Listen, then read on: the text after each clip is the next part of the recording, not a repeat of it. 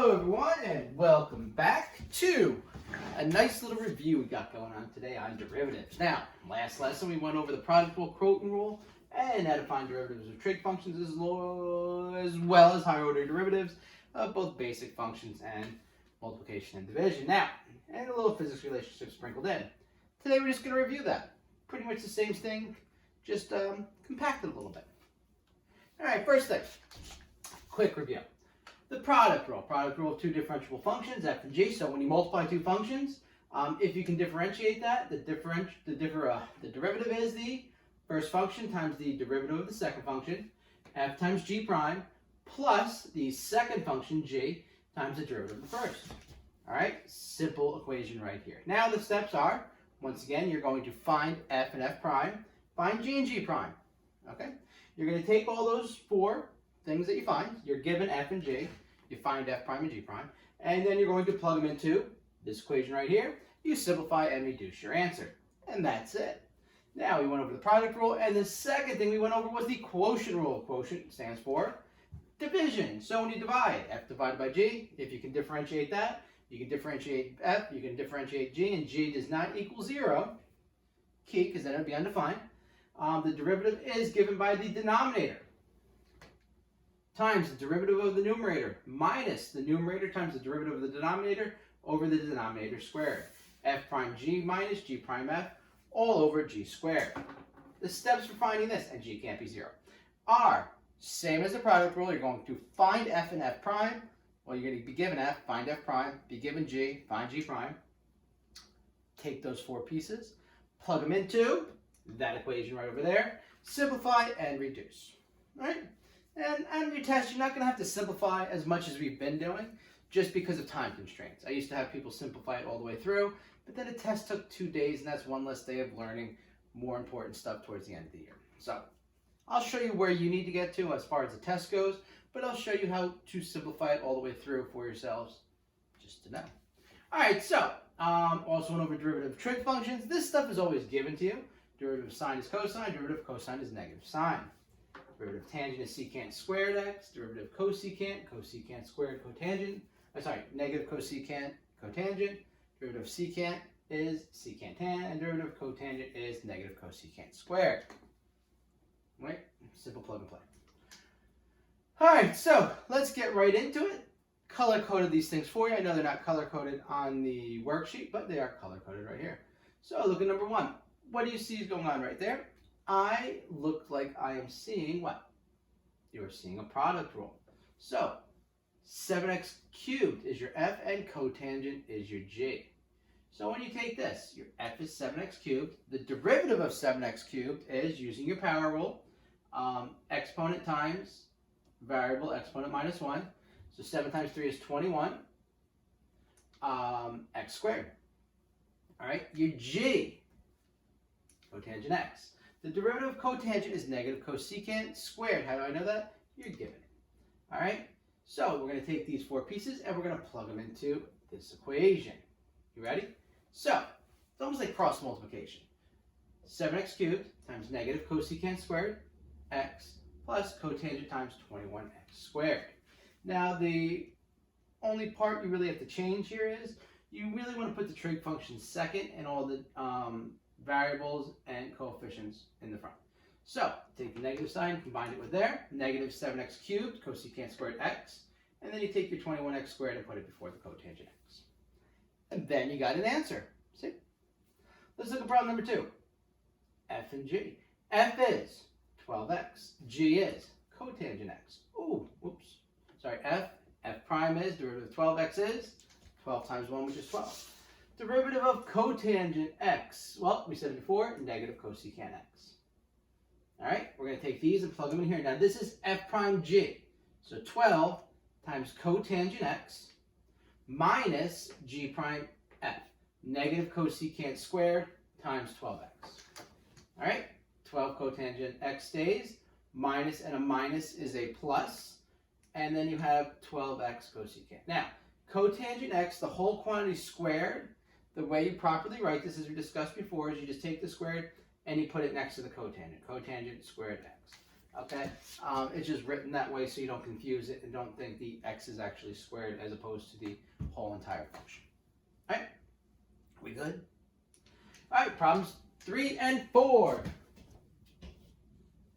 Problem 3 is also product rule. F is x to the 5th minus 2x. Derivative of this, 5x to the 4th minus 2. G is 6x cubed plus 1. Derivative of that, 6 times 3 is 18x squared plus 0, so not put that. And now we're going to plug it into our little equation. F times g prime plus f prime times g. All right? Now, in this case right here, you are going to FOIL and simplify. Especially on your test, you're going to have to do this as well.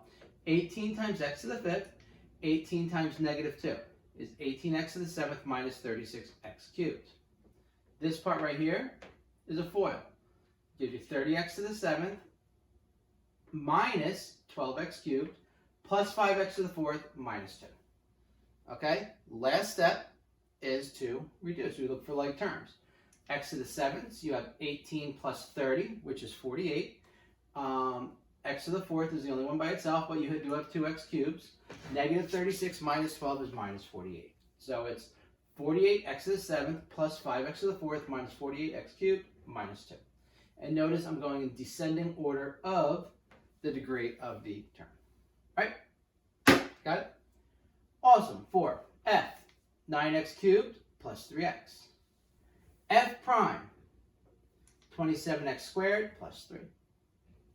G, denominator, 4x squared minus 7. G prime, 8x. All right. And plug these all into this equation. F prime, G, and the only reason I stacked them like this is it's the only way I can fit them. I like usually put them like that better. F prime G, 27x squared plus 3 times 4x squared minus 7 times, minus 8x times 9x cubed plus 3x. All over 4x squared minus 7. All right, now a simple simplification here. 27x squared times 4x squared is 108x to the 4th minus 189x squared plus 12x squared minus 21 minus this quantity. This is 74x to the 4th, and this is 24x squared. So this is technically minus 72x to the 4th minus 24x squared. All right, if you want to put it a plus here and change that as well. Notice I just left this like that. Now you can combine like terms. 108 minus 72 is 36, x to the 4th. I can combine these 3. 189 negative, and then you got like a 36 there. So that gives you 189 plus 12 minus 24, so it becomes 189 minus 12. That's where I get the negative 201 from. All right, because remember, these are minuses. Got it? All right, so 36x to the 4th minus 201x squared minus 21 all over 4x squared minus 7 squared. The reason you don't really need to expand the bottom is because if you did expand it, it doesn't matter. You just contracted again anyway. Can you factor this? Maybe, but like I said before, we're in time constraints. It's more important right now that you know how to do the quotient rule than as opposed to just factoring everything in some fun. All right. College, though, you only get like, I think it was like 4 or 5 questions on a whole 2-hour test. So then you really have to go crazy. All right. Number 5, find the third derivative. So, you know what you do first? Find the first derivative. So you derive this. You can use the power rules for this stuff. And you know that sine becomes cosine. So 7 times 6x to the 5th is 42x to the 5th. Negative 5 times 2x is negative 10x. That becomes 0 to cosine x. Derivative 1. To find the second derivative, you derive the first derivative. 42 times 5x to the 4th is 210x to the 4th. Negative 10 times 1 is negative 10. And 2 times negative sine x is negative 2 sine x. Second derivative. Now to find the third derivative, you derive the second derivative. 210 times 4x to the cubed. 4x cubed is 840, x to the third. Minus 10 becomes 0. And minus 2 sine x becomes negative 2 times cosine x, or negative 2 cosine x. And you're done. That's easy, right? All right, problem number 6. We've got some crazy looking things here. The problem is, before you start deriving, you have to You set it, you have to rewrite the equation.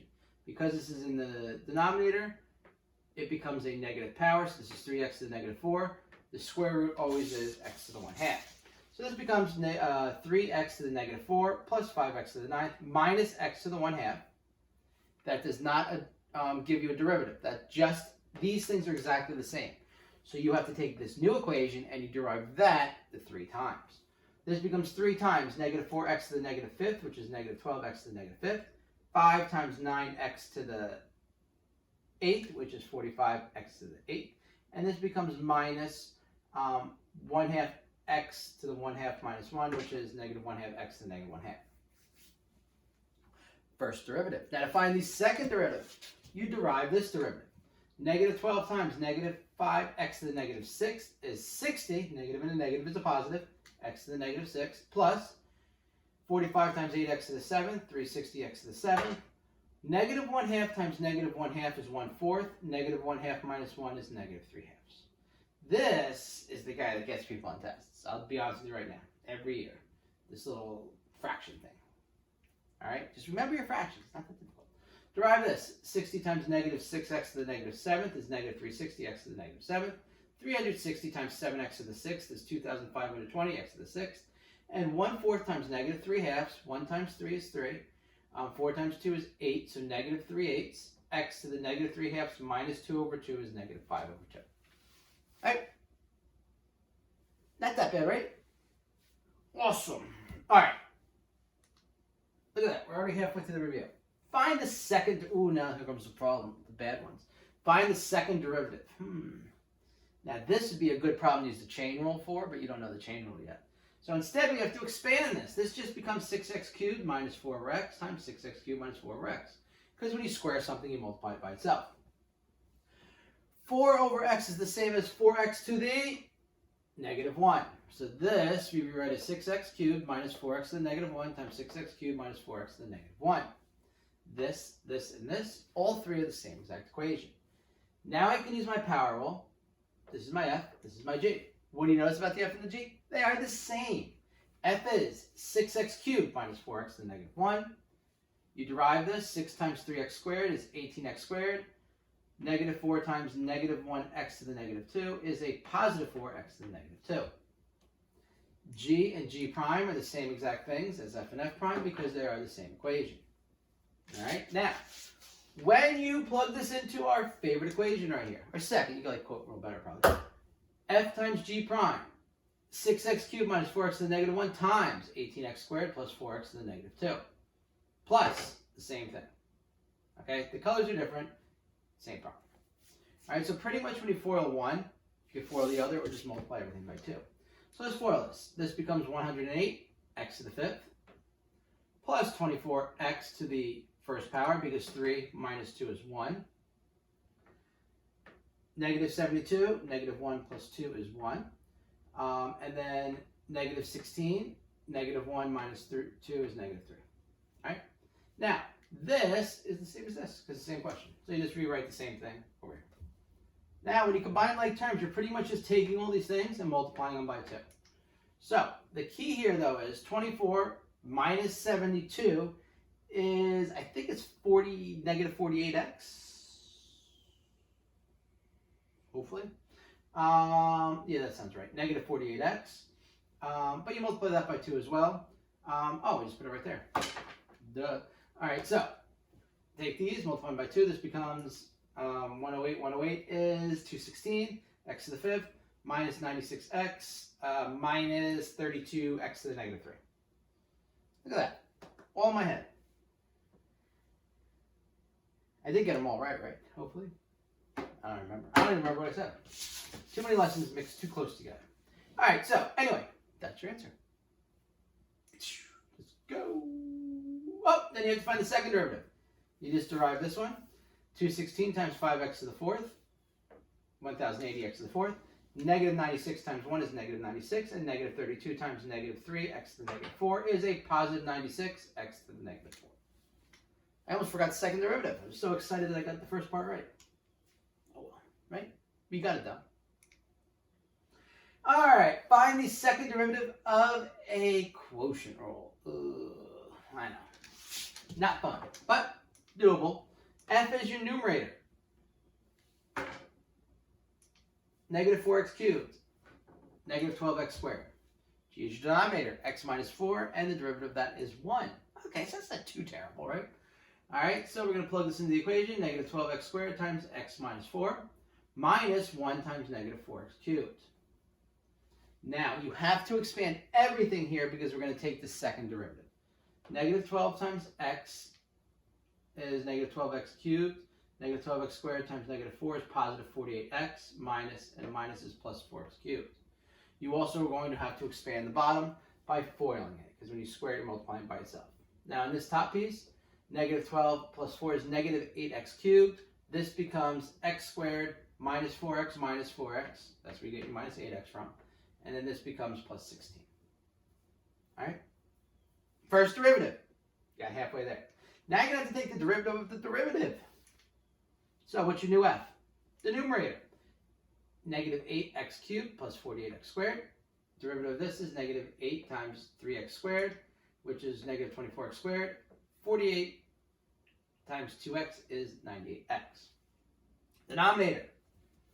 X squared minus 8x plus 16. That's why we expanded this. If you knew the chain rule, you could use the chain rule here, but we don't know that yet. That's next lesson. 2x minus 8 is your g prime. All right? Still good? All right. Whew. Now what? Plug it into this equation again. Negative 24x squared plus 96x times x squared minus 8x plus 16 minus 2x minus 8 times negative 8x cubed plus 48x squared all over this thing squared. Not too bad, right? But let's expand it. Yeah. Negative 24x to the fourth plus 192x cubed minus 384x squared plus 96x cubed minus 768x squared plus 1536x. Okay, now we go to the second part. Minus 2 times negative 8 is, because these both signs change, this becomes a negative 2x, this becomes a positive 8. So this becomes 16x to the fourth minus 96x cubed. Minus minus and a minus is a minus 64x cubed. Minus minus and a plus is a plus 384x squared. All over this guy squared. If you want to expand that one more time too, you can. Combine like terms. We can combine the x to the fourths. We can combine the x to the thirds. We can combine some x squareds. And as a final answer, you end up with negative 8x to the fourth plus 128x cubed minus 768x squared plus 1536x all over this squared. Or if you want to be really fancy, you could put x minus 4 to the fourth power. Now, as I said before, as far as your test goes, this actually takes almost as long as the actual problem, but I'm not testing you on expanding things and simplifying an algebra. You had that class. So if you actually just leave your answer like this, and this is what it will be like, this is what it will look like on the test. If I have to give you multiple choice test, or we have to end up doing this on Canvas, this would be the answer. This is as far as you have to go. Not because you can't do this, just because it takes way too much time. This and this are the same answers. This is just a little simplified form of this. All right? So you're good here. And that's not too bad. I just scared you a little bit with this other stuff. I'll show you how to expand everything now. All right, physics relationships. Position function, S of t. Velocity function is the derivative of the position function, and the acceleration is the derivative of the velocity, which is also the second derivative of the position.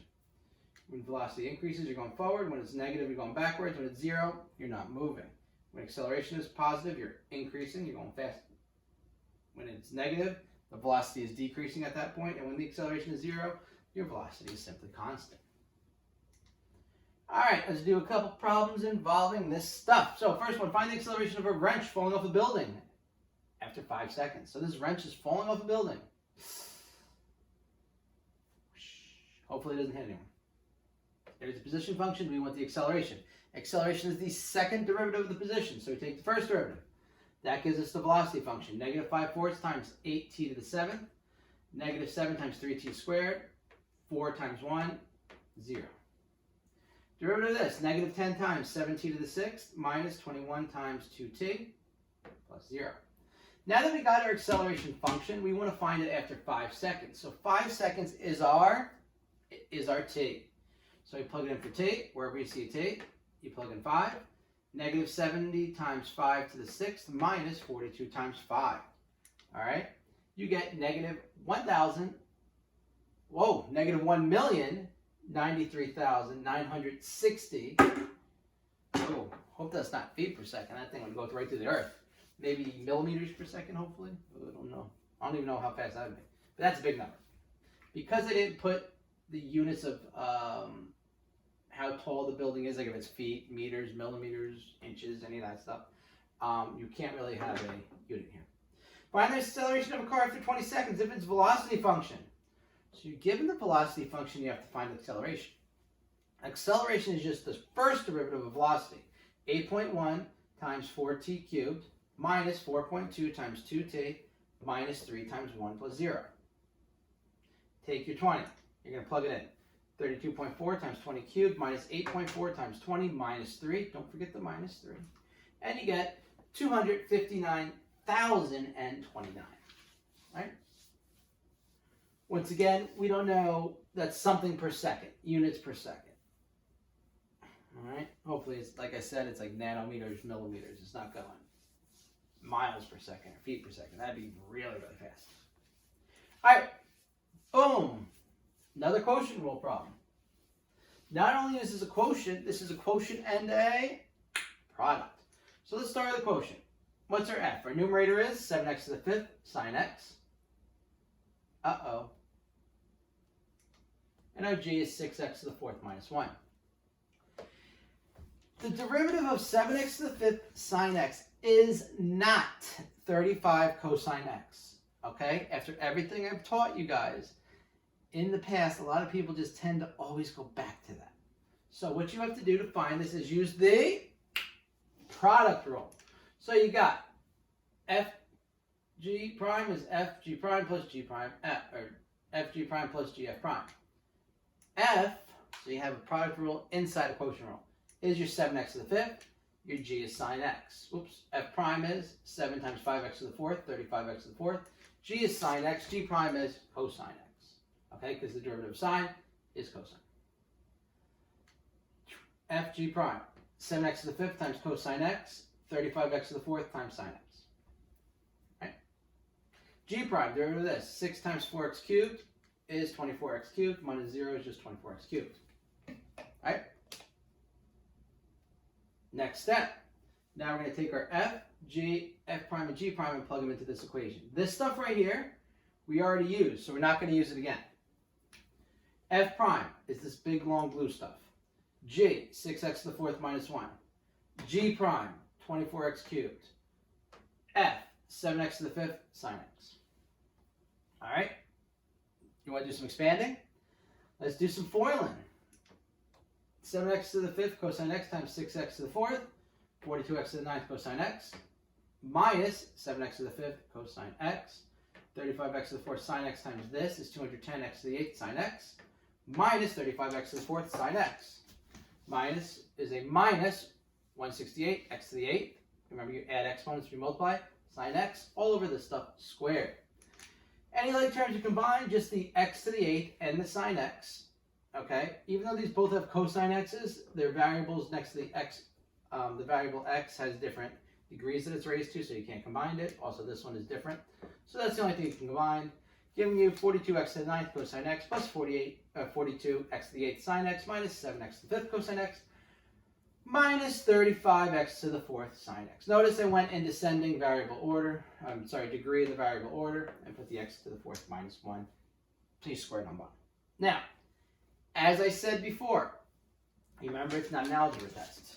This, good to do. Not going to lose points if you do it, but this part right here, if you get to there, you're good. Okay, this takes a little, like an extra 5 minutes for some students.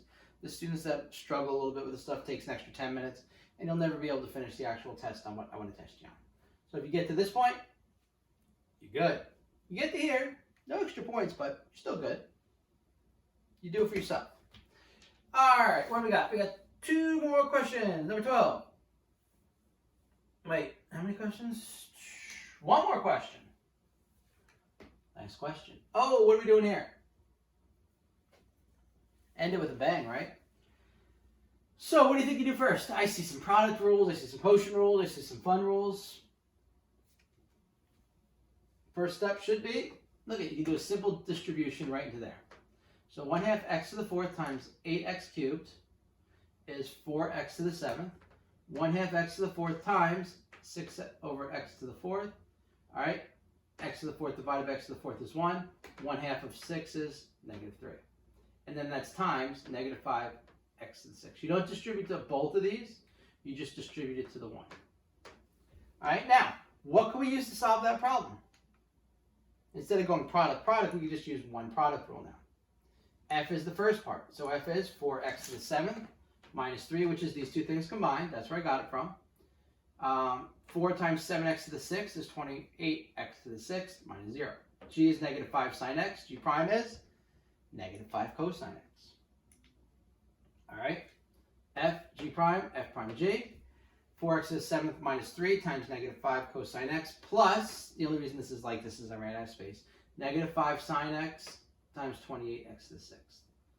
Distribute the -5 here, so this becomes -20 x to the 7th cosine x plus 15 cosine x, and this becomes a minus 140 x to the 6th sine x. Look, I couldn't even fit this in here. Bled out. Ugh. Bothered me because I had such a nice box too. Anyway, go to the second part. What can we use to solve this? Quotient rule. All right, F is the numerator. -6. Derivative of -6 is -6 times 1, which is -6. -6x. Derivative is -6 times 1. G is the denominator. -10 x cubed plus 4. Derivative of that is -10 times 3x squared plus 0, or -30x squared. -6 times -10 x cubed plus 4 minus 30x squared times -6 all over g squared. Because this is a small problem, you can distribute it. 60x cubed minus 24x minus is a plus, minus is a minus 180 x squared, and x is x cubed. Okay? 60x cubed minus 80x cubed is minus 120. We're going to get to that later. Meanwhile, what's the derivative of minus x? Don't forget that. This is the one that on the test everyone messes up. They always forget the minus x. Minus x, derivative is -1. So now we're just going to write this all out nicely. All this stuff, right? Plus 60 minus 180 is -120 x cubed minus 24 all over this minus 1. And that's it. See?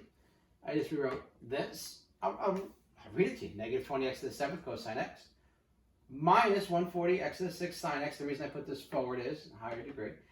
Plus 15 cosine x plus, these combined, -120 x cubed minus 24 over -10 x cubed plus 4 squared minus 1. Voila.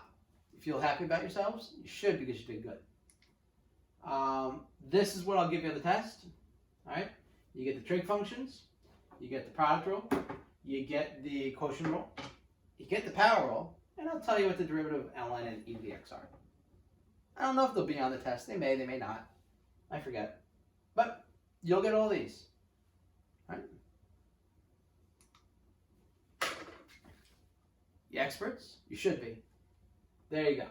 So now you know how to do the product rule, quotient rule, higher order derivatives, and all that fun stuff in between. All right, so good luck on the test tomorrow. Until next time, we can get better stuff. And we're going to use this again. We're going to keep on using all these basic derivatives, product rule, quotient rule. We're going to use them going on and on and on. So you have to know the stuff before you move on. All right, so make sure you know. If you have any questions, feel free to email me, contact me, talk to me, and I'll help you. All right, so next time, goodbye.